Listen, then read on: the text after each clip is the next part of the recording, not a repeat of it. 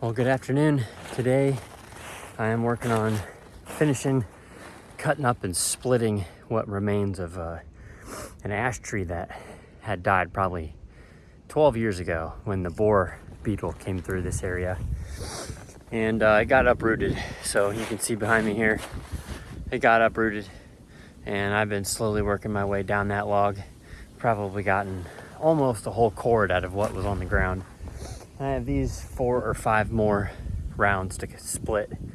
So I'm gonna walk you through what I do with my axe. I use I think it's a 36 inch Fiskars splitting axe. I love that thing. For an out of the store axe, it's about as good as it gets.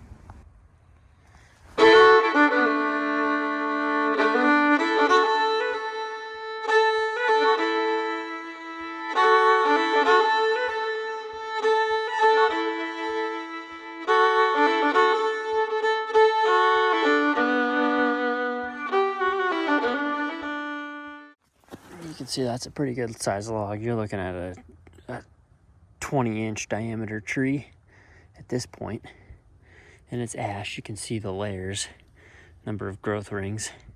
There's quite a bit of growth rings on this tree, especially out to the outsides where it probably started getting choked out by the rest of the woods. So the tighter the rings, the less the tree grew that year. Every year the tree puts on rings. Where there's wider rings, that means the tree was able to grow and expand quickly, probably because there wasn't a lot of competition. And then where the rings get super tight, that's evidence that the tree didn't grow as fast, didn't put on as much wood that year, per se. And it doesn't necessarily speak anything to the height that the tree grew, at least in diameter. That's evidence of competition from the rest of the trees that grew around that area. So this Fiskars axe, it's been used. I've only sharpened it a couple of times, but I think it's a 6-pound axe, so it's a little heavier than some of your splitting axes, and it's 36 inches long, so it's longer than some. I think Fiskars makes a 27-inch axe, but I like it because it just sticks right in the wood. It doesn't take a whole lot, and it just sticks right in the wood. Hands off. That's a sign of a good, sharp splitting axe. You can see the holes that they leave in there. And then as I go around and split it, I'll show you what that looks like. I always wear gloves on my hands. Helps prevent blisters and things, but these rounds are tough. So I don't split straight down the middle. I pick a side and then split chunks off each edge.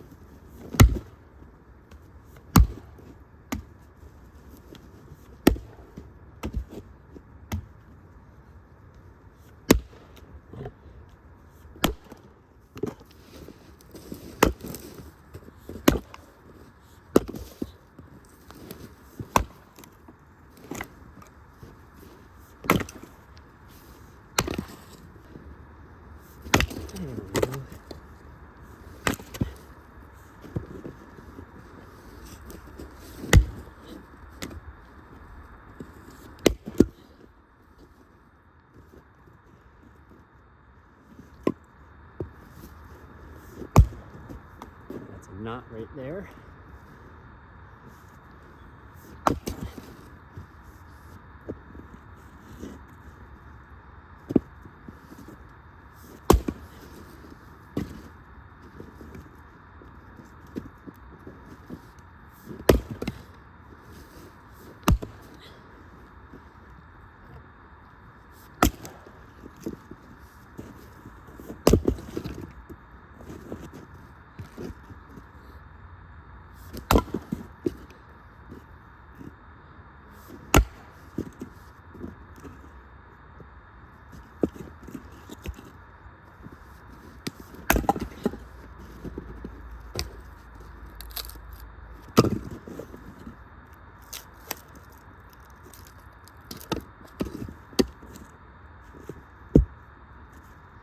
Some of these I could leave and just throw that all in our fireplace insert, but I like to split them. I think you get more heat with smaller logs.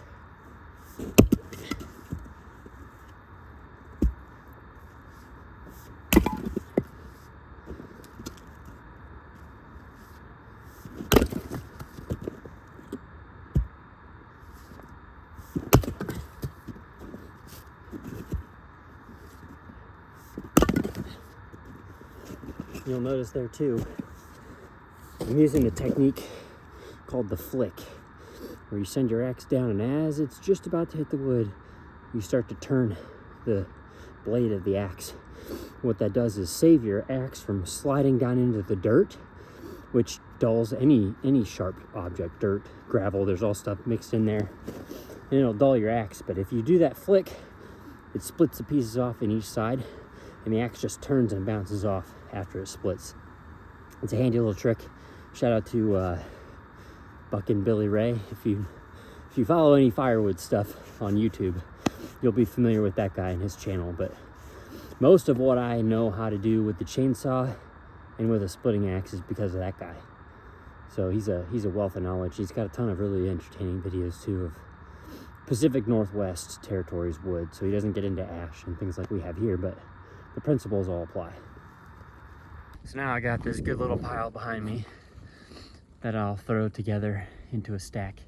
But I'm gonna work on splitting this next round, and I'll let you guys see what that process looks like too.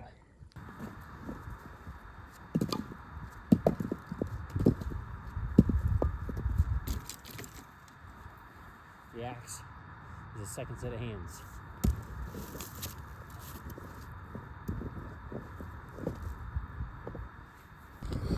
You'll notice here in this wood that we have a little bit of a heart shape. That right there is indicative of a knot, and that will be probably the hardest section to split on this piece of wood here. Normally what you'd look for is you try to find areas of weakness. That's an area of weakness. Left for another year or two, that probably would have ended up being a split to the center of the log. That'd be a fine choice for where to start your split first. But obviously this is a huge log. I'm gonna leave it the way it is and not take a shot down the center. Instead, I'm gonna take off a chunk off this edge, and then I'll take a chunk off that edge, chunk off this edge, get myself down to a square in the middle. And as you do that, fibers loosen up and let you have access to more of the wood. So, and it doesn't have to require quite as much effort and energy in order to split it that way. Now, as I mentioned in earlier videos, I'm using a cell phone, so I don't have a tripod right now that I can put the cell phone on, so I have to get creative. That's part of the challenge for me in filming this content, is that I don't get to have the normal production quality stuff that I'm used to in my average everyday videographer, video production life. So I'm gonna take this piece of wood here and use that little notch in it to lay the phone in, and that will become my tripod. Here you go, I'm gonna slide you right down in there. Like so. And it will wedge you right there so that you can see what I'm gonna do in splitting this piece of wood.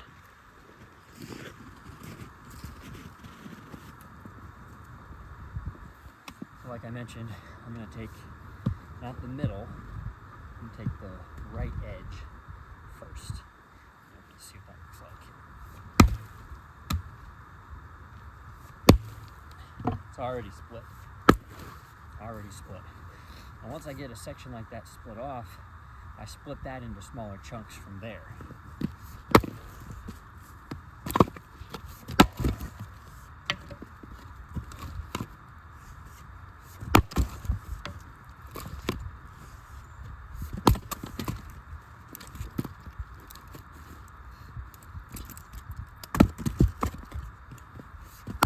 There's that split, the flick that I was telling you about there.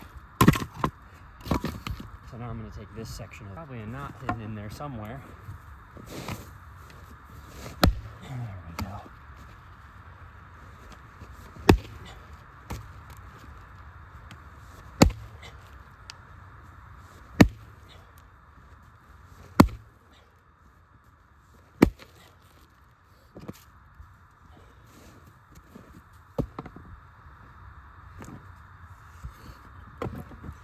Here you can see that split all the way down, but it only split on that half of the wood, and then it broke off. This section, there must be something inside the fiber of the wood that's preventing it from splitting completely off.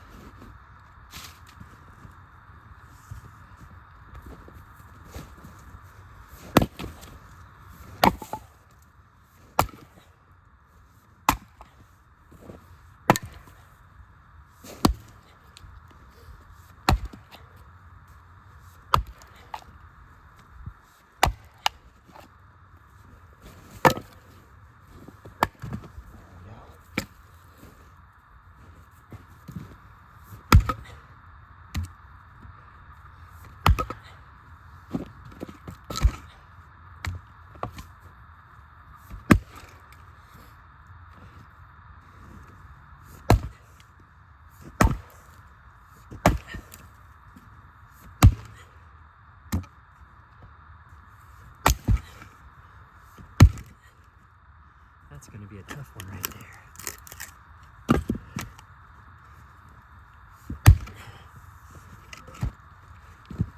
Let's come back into frame for you.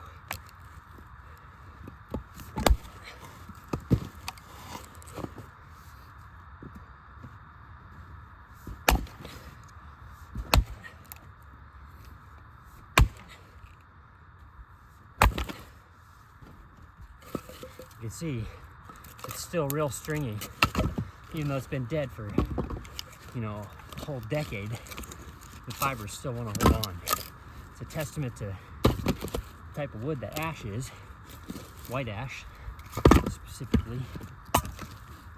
Split that one a little smaller. I'll use the flick on this one so you can see what that looks like. See how the axe just bounced off the top? But I get a split of 2 pieces of wood.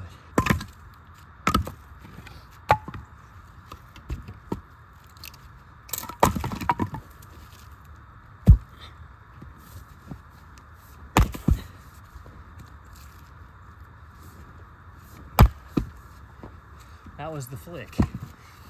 You don't see a split here, but you can clearly see there the split. This is a super effective way to save the edge on your axe. Super effective. Certainly took some time to get used to.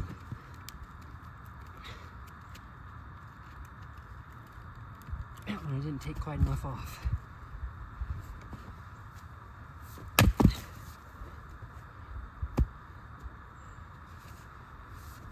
There we go.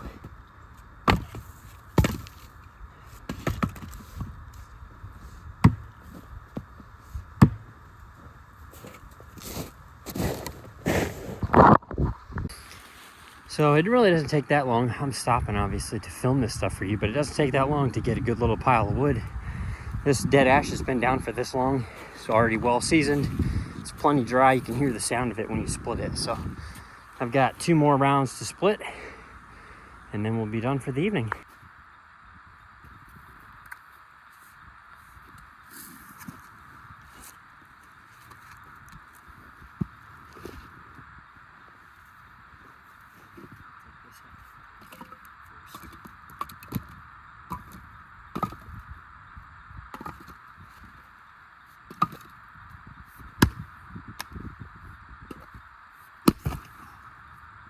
Sometimes they work really easy. Other times they don't.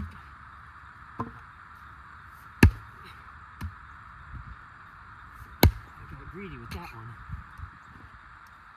I thought I was going to take the whole section.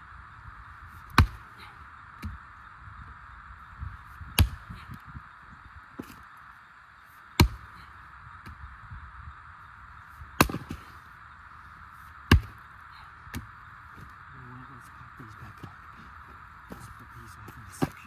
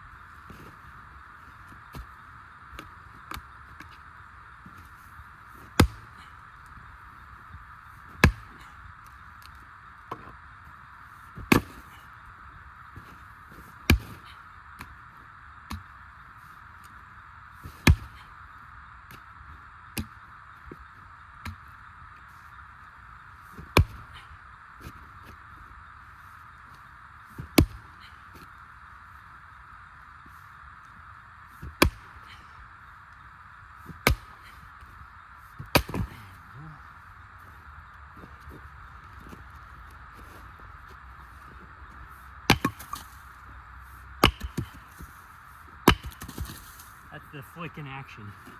It's a beautiful, beautiful tool for splitting firewood with an axe. If you know how to do it. Certainly takes practice.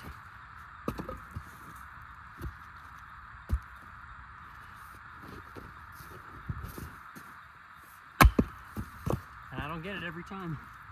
A lot harder on these small chunks once they're separate. That's okay though.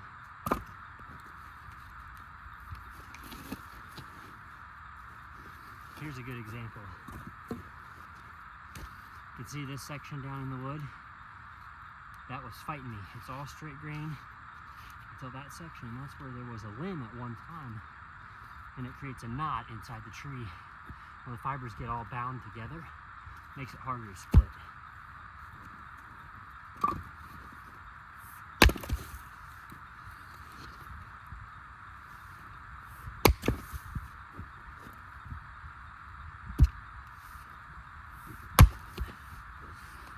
That was the flick. Didn't quite get enough of it.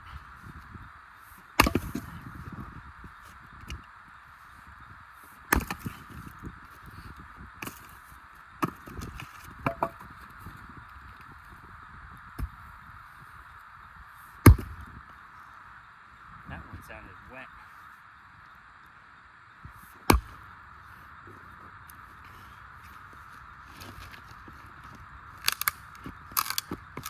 The axe is your friend. Use it as a lever.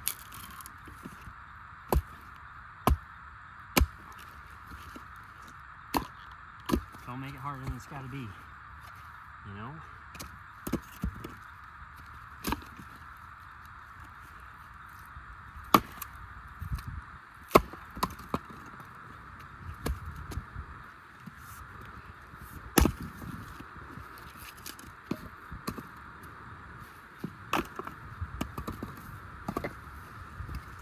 We got this big center section left to do.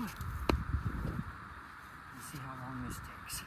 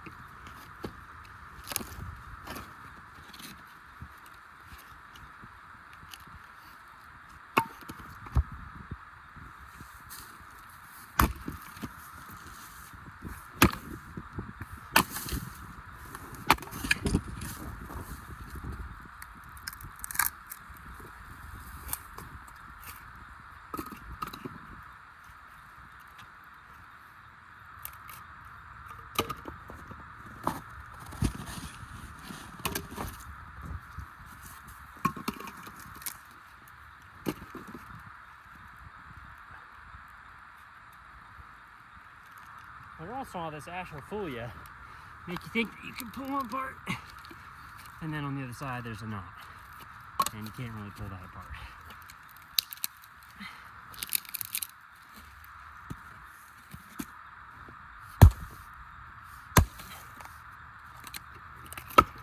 There we go.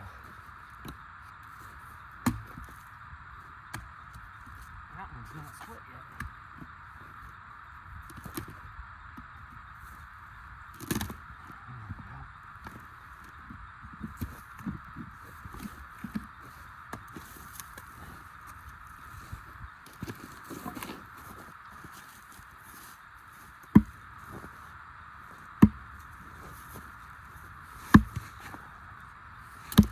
See that? That is wood that's getting much less desirable. Obviously, the closer you go to where the source of the rot is, in this case the root system, the less desirable the wood will be. So I'll show you what this looks like, and then I'll flip it over and compare the difference. So you can see obvious signs of rot all the way around the outside of this piece. You can really only count the rings in the middle, and that's solid wood, but it's also wet wood. If I flip this over, the other side looks better. You got more salvageable wood here. I'm not even gonna split this piece. I'm not even gonna do it, because the other piece I noticed, like here, that piece is starting to be a little less desirable for heat. It's got some rot on the outside of it. I would rather have outside pieces that look like this. Good hardwood all the way throughout. You don't want the different colors that's a sign of rot. That's good wood. I'll still burn this piece because it's not horrible, but we're starting to get into wood that's not worth salvaging. So that's gonna be it for me tonight, splitting firewood. That's not a bad little pile. Probably 3 or 4 wheelbarrow loads, and I get basically a day out of a wheelbarrow. So that's a good little chunk. It gives me an extra 4 days to mix in with the rest of the wood that I've got. I like burning ash right now because it's the densest wood that I have for really cold temperatures. I've got a lot of cherry, poplar, some box elder, and some maple, but mostly it's ash. And right now, we're just keeping in this little shed in the back of the building. I can get about 2 full cords in there. And I think we burn about 5 or 6 cords a year.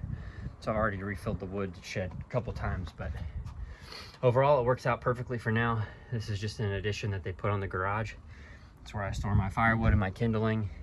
It's not too far from where that ash tree fell. So thank you guys for watching. Hopefully you learned something about splitting firewood today with a splitting axe.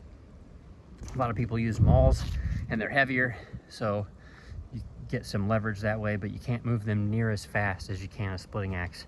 And that's why I like splitting axes. You can't do the flick with a maul. Good luck trying. Not unless you're Goliath. And I'm certainly no Goliath. But if you learn how to swing an axe and you buy the proper axe with the proper head, proper contour on the axe itself for driving and splitting firewood, it can be a really fun way to get some exercise. So thank you guys for watching. Enjoy your evening, and hopefully you're staying warm out there just like we're trying to.